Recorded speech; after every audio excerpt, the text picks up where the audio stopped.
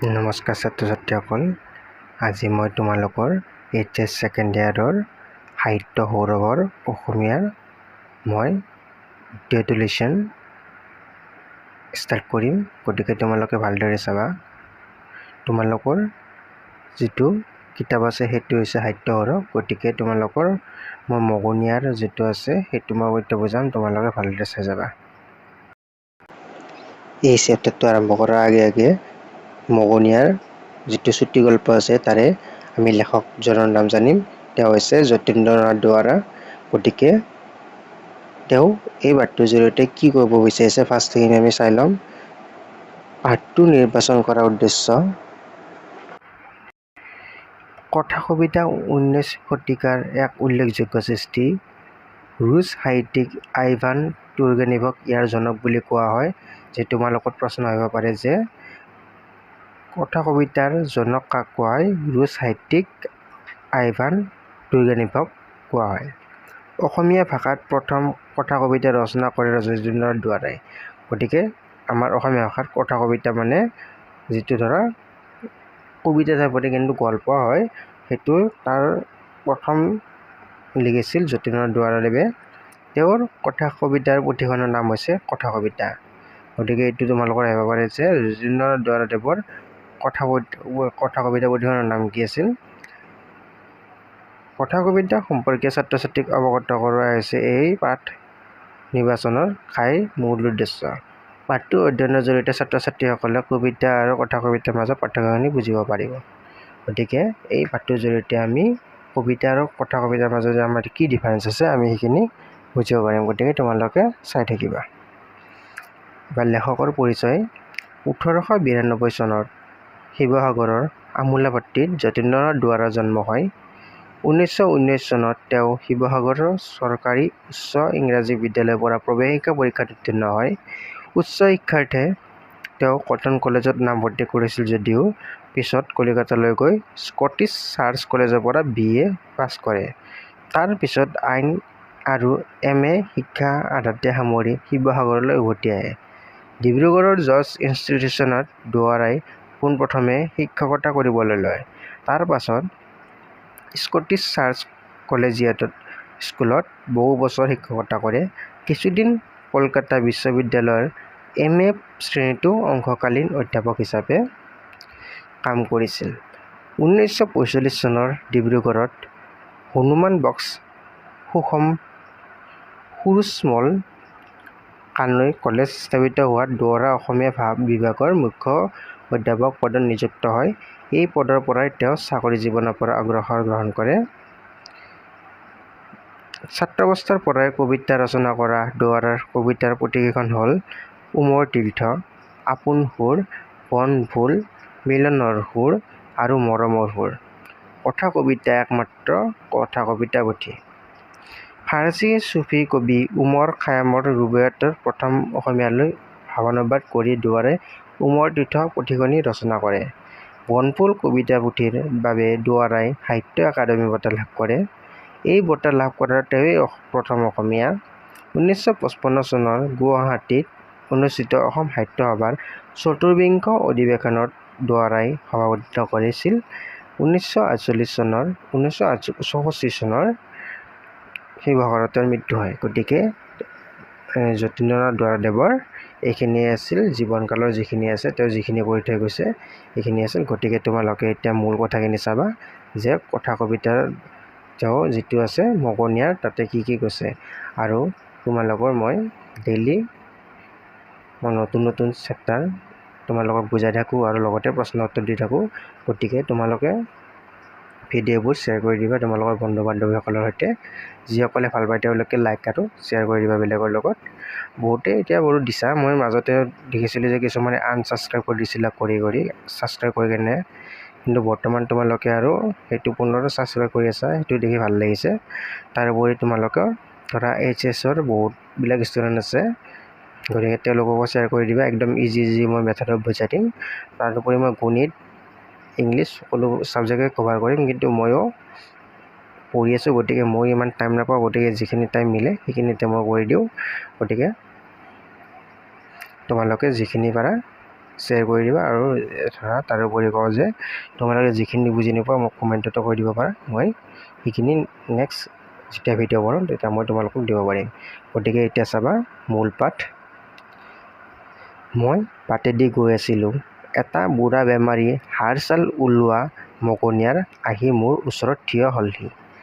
মানে কি কৈছে, কবিয়ে এবাৰ বাটেৰে গৈ থাকোঁতে এজন হাড়ে ছালে লগা এজন বুঢ়া মানুহক লগ পাইছিল। তেওঁৰ ওচৰত বুঢ়া মানুহজন আহিছিল। তাৰ ওঠ এটা, চকুৰ দুটা ৰঙা আৰু গাত ফটা কাপোৰ। হৰি হৰি, সি দুখত পৰি কেনেকুৱা হৈছে, চকুৰ আগত দৰিদ্ৰতাৰ কেনে জ্বলন্ত শোক লগা দৃশ্য। কৈছে কি যে কবিয়ে যেতিয়া মানে আহি আছিল, আহি থাকোঁতে এজন বুঢ়া মানুহক দেখিছিল। এই মানে এজন মগনিয়াৰে ধৰা, মগনিয়াজনে তেওঁ কবিৰ ওচৰত আহি কেনে হাত দুখন পাতি দিছিল আৰু তেওঁ মগনিয়াজনে বৰ্ণনা কৰিছে যে তেওঁৰ ওঠ দুটা হেতা আছিল, চকুটো ৰঙা আছিল, তাৰপিছত ফটা কাপোৰ পিন্ধি আছিল। তেওঁ মানে দুখত পৰি কেনে ধৰা এনেকুৱা হৈছে।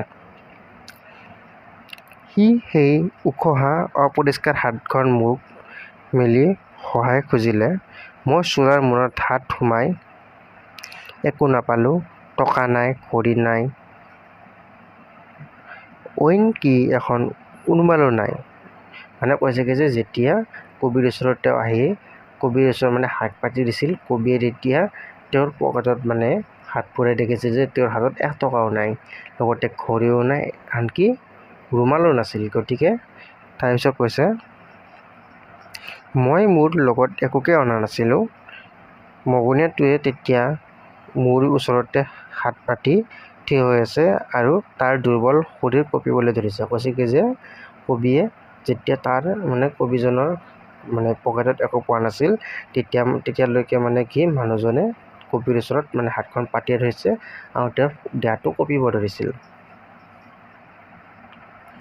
মই এনেদৰে থাকিব নোৱাৰি লৰালৰিকৈ তাৰ হাত দুখন সাৱটি ধৰিলোঁ আৰু ক'লোঁ, ককাই মোৰ ওপৰত খং নকৰিবা, মোৰ হাতত একোৱেই নাই। তেতিয়া কবিয়ে মানে মানুহজনক দেখি কিনে কৈছে কি যে মোৰ হাত দুখন ভালকৈ ধৰিছে। যেতিয়া কবিয়ে মানে ধৰা মগনিয়াজনে হাতখন পাতি আছিল কবিৰ হাতত যেতিয়া একো নাছিল, তেতিয়া কবিয়ে মগনিয়াজনৰ হাত দুখনত ধৰি কিনে কৈছে কি, ককাই মোৰ হাতত এতিয়া একোৱেই নাই, মোক মাফ কৰি দিবা বা মোক খং নকৰিবা। মগনিয়াৰটোৱে আচৰিত হৈ মোৰ ফালে এবাৰ চালে, হেতা ওঠ দুখনেৰে অলপ হাঁহিলে আৰু সিও মোৰ হাত দুখনত ধৰি অতি কষ্টেৰে মাত লগালে, কি হ'ল, একো কথা নাই, ইয়াৰ কাৰণে অশেষ ধন্যবাদ, ইও যেন এটা দান। কৈছে কি যে যেতিয়া মানুহজনে কবিলৈ হাতখন পাতি দিছিল, কবিৰ লগত একো নথকাৰ কাৰণে কবিয়ে মগনিয়াজনৰ হাতত ধৰি কৈছিল কি যে ককাই মোৰ হাতত একো নাই, মোক ক্ষমা কৰি দিবা বা মোক খং নকৰিবা। তেতিয়া মানুহজনে কিবা এটা মনত শান্তি পাইছিল। শান্তি পাই কেনে তেতিয়া কবিৰ হাতত মানুহজনে কৈছিল একো কথা নাই। সেনেকৈ কৈ কেনে এটা মিচিকে হাঁহি দি মানুহজন তাৰ পৰা গুচি গৈছিল। মানে কি যে এইটো এটা মানুহৰ আন্তৰিকতা। লাষ্টত দিছে যে ময়ো বুজিলোঁ যে মোৰ এজন লগৰীয়াৰ পৰা ময়ো এটা দান পালোঁ। এইটো চেপ্টাৰটোত এইটোৱে বুজাব বিচাৰিছে যে যদি তুমি কোনোবা এজন মানুহক যদি কিবা হেল্পৰ প্ৰয়োজন আছে, তুমি যদি সেই মানুহজনক যদি হেল্প কৰিব নোৱাৰা, তেওঁক মানে কি ধৰা তেওঁৰ পজিশ্যনটোত মানে চাই কেনে তেওঁক ধৰা আন্তৰিকতাৰে যদি কিবা এটা কোৱা যে মোৰ হাতত একো নাই, তেতিয়া সেই মানুহজনৰ কাৰণে সেইটো এটা সময় পৰিৱেশ মানে হৈ পৰে। কিয়নো যদি এজন মানুহৰ হাতত যদি একো নাথাকে, তোমাক কিবা এটা খুজিছে, তুমি যদি নাই যা বা তেনেকুৱাকৈ যদি অলপ বেলেগ টাইপৰ কোৱা, মানুহজনেও দুখ পায়। গতিকে কবিয়ে যেতিয়া মানুহজনৰ হাতত ধৰি কেনে কৈছে যে মোক খং নকৰিব, তেতিয়া মানুহজনেও মনৰ এটা শান্তি পাইছিল আৰু মানে ধৰা মানৱতাটো তেওঁক বুজি পাইছিল, পাই কেনে তেওঁ শান্তি মনেৰে গুচি গৈছিল। এইটোৱে আছিল এটা আন্তৰিকতা। গতিকে আমি মানুহক কেনেদৰে ব্যৱহাৰ কৰিব লাগে, এইটো এটা মগনিয়া চেপ্টাৰটোৰ পৰা কৈছে। গতিকে আমাৰ ধনী ব্যক্তি হওক বা দুখীয়া ব্যক্তি হওক, আমি সকলোকে সমান দৃষ্টিৰে চাব লাগে। যে ধনী ব্যক্তিক আমি ধৰা ভালদৰে সন্মান কৰিছোঁ বা মাতিছোঁ, দুখীয়া ব্যক্তিক মাতা নাই, সেনেকুৱা কৰিব নালাগে। আমি সকলোৰে কাৰণে সমানভাৱে মৰম বা কেয়াৰ যি নহওক থকা দৰকাৰ। গতিকে এইখিনিয়ে কৈছে। তাৰপিছত শব্দ অৰ্থ দিছে মগনিয়াৰ শব্দ অৰ্থ হৈছে মাগি খাওঁতা ভিখাৰী। উখহা দিছে, উখহা মানে উফন্দি উঠা মানে ফুলি উঠা। উৰমাল মানে ৰুমাল। গতিকে এইকেইটা হৈছে। এতিয়া তোমালোকৰ প্ৰশ্ন উত্তৰবোৰ মই দি দিম, তোমালোকে চাই থাকিবা। মগনিয়াৰ উত্তৰবিলাকৰ মই দি আছোঁ এতিয়া। ইয়াতে বহুতকেইটা প্ৰশ্ন উত্তৰ দিছোঁ মই। গোটেইকেইটা মই কৈ নাথাকোঁ, তোমালোকৰ যোনকেইটা কিতাপত আছে সেইকেইটা তোমালোকক মই কৈ দিম, বাকীকেইটা তোমালোকে নিজে পঢ়ি ল'বা। মই লাহে লাহে ভিডিঅ'কেইটা মানে আগবঢ়াই দিম, অৰ্থাৎ কুৱেশ্যনবোৰৰ কাৰণে অলপ অলপ ৰাখি থৈ দিম। এতিয়া তোমালোকে চাবা। অসমীয়া সাহিত্যত প্ৰথম কথা কবিতা ৰচনা কৰা কবিগৰাকী কোন? উত্তৰ যতীন্দ্ৰনাথ দুৱৰা। ২ নম্বৰ, কবি যতীন্দ্ৰনাথ দুৱৰাৰ জন্ম কিমান চনত হৈছিল? 1892 চনত হৈছিল। যতীন্দ্ৰনাথ দুৱৰাক কি কবি বুলি জনা যায়? যতীন্দ্ৰনাথ দুৱৰাক বনফুলৰ কবি বুলি জনা যায়। ৪ নম্বৰ প্ৰশ্ন, উমৰ তীৰ্থ পুথিখনি কোন পুথিৰ অনুবাদ? উত্তৰ ফাৰ্চী চুফী কবি উমৰ খায়ামৰ ৰুবায়ত পুথিৰ অনুবাদ। ৫ নম্বৰ প্ৰশ্ন, যতীন্দ্ৰনাথ দুৱৰাই কোনখন কাব্যগ্ৰন্থৰ বাবে সাহিত্য একাডেমী বঁটা লাভ কৰিছিল? বনফুল কাব্যগ্ৰন্থৰ বাবে। গতিকে এইকেইটা তোমালোকৰ কিতাপত আছে, আৰু এইবিলাক যিবিলাক কুৱেশ্যন এনচাৰ আছে এইবিলাক তোমালোকৰ ভিডিঅ'ৰ কুৱেশ্যন এনচাৰ তোমালোকে চাই যোৱা। মই তোমালোকক ভালকৈ দেখাই দিছোঁ, মই কৈ নাযাওঁ। গতিকে তোমালোকে ভালদৰে এইবিলাক পঢ়ি যাবা, আৰু এইবিলাক এক্সাম উঠাৰ চান্স আছে, গতিকে ভালকৈ চাই যাবা।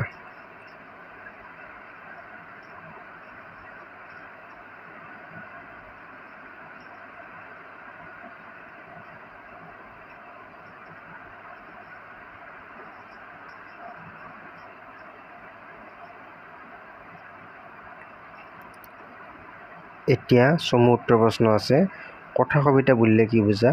পৰৰ ইয়াৰ দুটা বৈশিষ্ট্য লিখা। যে কথা কবিতাৰ বুলি হৈছে যে এক শ্ৰেণীৰ কবিতাক কথা যে কবিয়ে মানে কি নিজৰ মনৰ কথা বা গল্প এটা কবিতাৰ আকাৰৰ সৰু আকাৰত লিখাকে কথা কবিতা বুলি কোৱা হয়।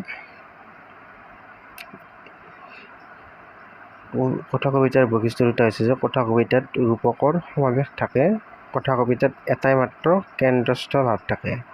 ২ নম্বৰ প্ৰশ্ন, কবিতা আৰু কথা কবিতাৰ মাজত পাৰ্থক্য কি আছে? পুৰণি কালবোৰত পৰম্পৰাগত ছন্দৰ প্ৰয়োগ কৰা হয়, তেনেদৰে আধুনিক কবিতাবোৰতো মুক্তক ছন্দৰ প্ৰয়োভৰ ঘটে। এক কথাত কবিতাৰ ছন্দৰ প্ৰয়োগ অপৰিহাৰ্য, কিন্তু কথা কবিতা ছন্দৰ বান্ধোনত বন্দী নহয়। ই মুক্তভাৱে কথা কোৱাৰ সংগীত ৰচিত কবিত্বময়ী সাহিত্য। এবাৰ ৩ নম্বৰ প্ৰশ্ন, উমৰ খায়াম কোন? তেওঁ ৰচনা কৰা পুথিখনৰ নাম লিখা। উমৰ খায়াম হ'ল ফাৰ্চী চুফী কবি। তেওঁ ৰচনা কৰা এখন পুথি হ'ল ৰুবায়ত। ৪ নম্বৰ, মগনিয়াৰজনে কবিৰ পৰা কি দান পোৱাৰ কথা কৈছে? মগনিয়াৰজনে কবিৰ পৰা গভীৰ মানৱতাবোধ আৰু সহানুভূতি দান পোৱাৰ কথা কৈছে। কবি মগনিয়াৰজনৰ দৰেই নিচ আছিল, কিন্তু তেওঁৰ অন্তৰ্দয়া স্নেহেৰে ভৰপূৰ আছিল। মগনিয়াৰজনে কিবা এটা বিচাৰোঁতে কবিয়ে তেওঁৰ হাত দুখন ধৰি সহানুভূতি ব্যক্ত কৰিছিল আৰু কিবা এটা দিব নোৱাৰাত দুখ প্ৰকাশ কৰিছিল। সেয়ে সহানুভূতিখিনি মগনিয়াৰজনৰ কাৰণে উৎকৃষ্ট দান আছিল। ৫ নম্বৰ, ককাই মোৰ ওপৰত খং নকৰিবা, মোৰ হাতত একোৱেই নাই কোনে কি প্ৰসংগত কৈছিল? উক্ত কথাভাষী মগনিয়াৰজনক কৈছিল। এদিন কবি বাটেৰে গৈ থাকোঁতে মগনিয়াৰজনক লগ পাইছিল। হাৰ ছাল ওলোৱা মগনিয়াৰজনে হাতখন মেলি কবিক কিবা এটা বিচাৰিছিল, কিন্তু কবিও মগনিয়াৰজনৰ দৰে নিচ আছিল। মগনিয়াৰজনে কিনিবৰ বাবে তেওঁৰ হাতত একো পাৰ্থিৱ সম্পদ নাছিল, কিন্তু কবিৰ অন্তৰ্দয়া আন্তৰিকতা স্নেহেৰে ভৰপূৰ আছিল। মগনিয়াৰজনৰ হাত দুখন ধৰি কবিয়ে সহানুভূতি ব্যক্ত কৰিছিল আৰু কিবা এটা দিব নোৱাৰাত দুখ প্ৰকাশ কৰিছিল। এইকেইটাই আছে প্ৰশ্ন উত্তৰ। গতিকে আৰু বহুতকেইটা আছে প্ৰশ্ন উত্তৰ, তোমালোকে চাই যোৱা। মই কৈ নাযাওঁ, তোমালোকে জাষ্ট চাই যোৱা। আৰু পাৰিলে স্ক্ৰীনশ্বট মাৰি থৈ দিবা, যাতে তোমালোকৰ পঢ়িবৰ কাৰণে ইজি হয়।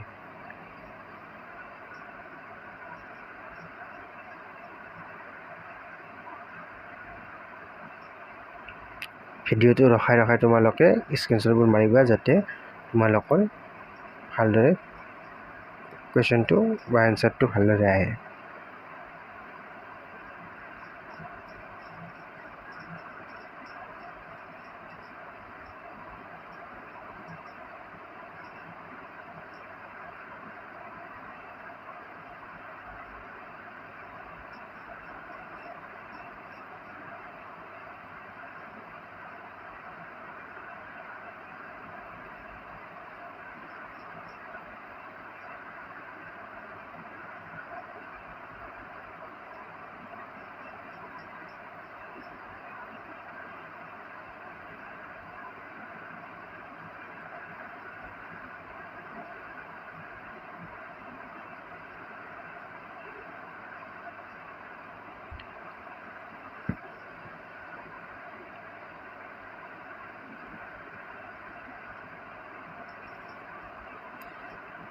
গতিকে এইকেইটাই আছিল প্ৰশ্ন উত্তৰ। গতিকে তোমালোকে যদি ভিডিঅ'টো ভাল পাইছা তোমালোকে লাইক কৰি দিবা, লগতে চেনেলটো ছাবস্ক্ৰাইব কৰি দিবা যাতে তোমালোকে ডেইলি আপডেটবোৰ পাই থাকা যিবিলাক মই ভিডিঅ' দিওঁ। তাৰোপৰি তোমালোকে ভিডিঅ'বোৰ শ্বেয়াৰ কৰি দিবা যাতে তোমালোকৰ ফ্ৰেণ্ডছৰো হেল্প হয়।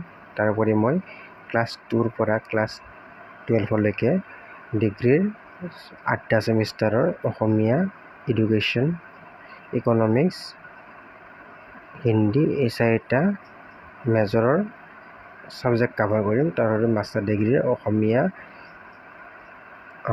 ফিল'চফি, এডুকেশ্যন আৰু ইকনমিক্স আৰু হিন্দী এইকেইটা ছাবজেক্টৰ মই কভাৰ কৰিম। গতিকে মই ডেইলি এটা ভিডিঅ' দি যাম। গতিকে কেতিয়াবা ডেইলি নোৱাৰিলেও দুদিনৰ মূৰত এটা ভিডিঅ' দি যাম। গতিকে তোমালোকে ডেইলি চেনেলটো চেক কৰি থাকিবা যাতে তোমালোকৰো ইম্পৰ্টেণ্ট ভিডিঅ'বোৰ যাতে তোমালোকৰ আহি যায় আৰু যাৰে ইম্পৰ্টেণ্ট যেন লাগে তেওঁলোকক শ্বেয়াৰ কৰি দিয়া যাতে সকলোৱে যাতে ভালদৰে সেইবাবে। গতিকে আজিলৈ এৰিছোঁ। ধন্যবাদ থাকিল।